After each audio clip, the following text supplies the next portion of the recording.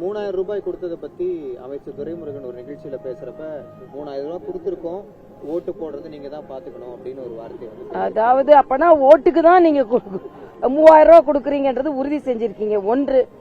இன்னொன்று, போன முறை கொடுக்கலையான்னு கேட்டதுக்கு இல்ல அடுத்த முறை கொடுத்துக்கலாம், இல்ல இப்ப கொடுத்தா மறந்துருவாங்க அப்படின்னு சொன்னதும் அவரு தான்.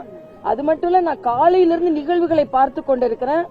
எம்எல்ஏ வரல, கவுன்சிலர் வரல, காத்திருங்க அப்படின்னு சொல்லி பல ரேஷன் கடைகள்ல இவங்க கட்சிக்காரங்க வந்து கொடுக்கணும் என்பதற்காகவே அவர்கள் காத்திருக்க வைக்கப்பட்டிருக்கிறார்கள்.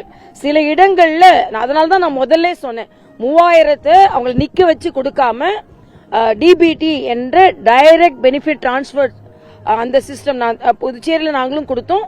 ஆனா அது மக்களுக்கு வங்கி கணக்குல செலுத்தப்பட்டது.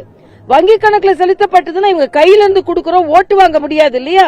அதனால மக்களை கஷ்டப்படுத்தி நிக்க வச்சு, லைன்ல நிக்க வச்சு, காத்திருக்க வச்சு கொடுக்கணும் அப்படின்ற ஒரு எண்ணத்தை இவர்கள் நிறைவேற்றி இருக்கிறார்கள். மக்கள் தயவு செய்து புரிந்து கொள்ளுங்கள், உங்கள் பொங்கலுக்காக இது கொடுக்கப்பட்டதல்ல, இது தேர்தலுக்காக கொடுக்கப்பட்டது என்பதை புரிந்து கொள்ளுங்கள். அதனால இதை வாங்கிக்கிட்டு உண்மையிலே நீங்கள் பகிர்ந்து அளிப்பது மகிழ்ச்சி. எல்லாரும் மகிழ்ச்சியா பொங்கலை கொண்டாட வேண்டும். ஆனா இது ஓட்டுக்கான ரூபாயாக இருந்துவிடக் கூடாது. சிந்தித்து வாக்களியுங்கள் என்பது எனது கருத்து. ஒரு சில நியாய விலை கடைகள்ல இருக்கக்கூடிய இயந்திரங்கள் இன்னுமே பிரச்சனையா தான். அதேதான், நான் நிறைய பேர் காத்து இருக்காங்க. அதாவது என்னமோ 3000 கொடுத்து அவங்க காத்துதான் இருக்கணும், லைன்ல நின்னுதான் ஆகணும்.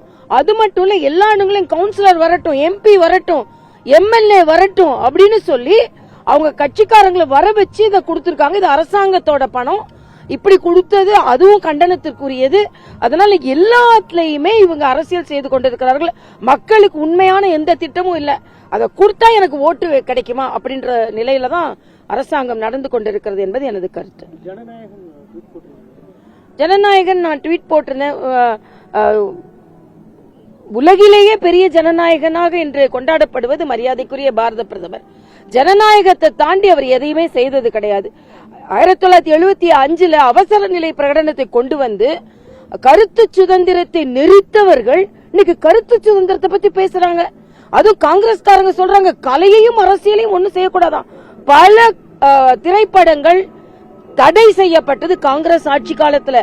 எல்லாத்தோட எனக்கு அண்ணன் இளங்கோவன் திமுக பேசுறாரு, ஆகா திரைத்துறையினரெல்லாம் அடிக்கி ஒடுக்கி அரசியல் செய்யக்கூடாதான். ஆனா நீங்க என்ன செய்யறீங்க, ஒரு தியேட்டரை கூட கொடுக்காம இருக்கிறீங்க. அதனால முதலில் இருந்தே பாரதிய ஜனதா கட்சிக்கும் மரியாதைக்குரிய பாரத பிரதமருக்கும் இந்த சென்சார் சர்டிபிகேட்டுக்கும் எந்த தொடர்பும் இல்ல. சட்ட விதிகளின்படி அது நடக்க நானே சொல்லியிருக்கேன். சட்ட விதிகளின்படி அது எல்லாவற்றையும் பூர்த்தி செய்துவிட்டு வெளியாகட்டும். அந்த வெளியிடும் நாளை நாங்களும் காத்திருக்கிறோம்னு சொல்லியிருக்கேன். இதை வச்சு அரசியல் செய்ய வேணாம்.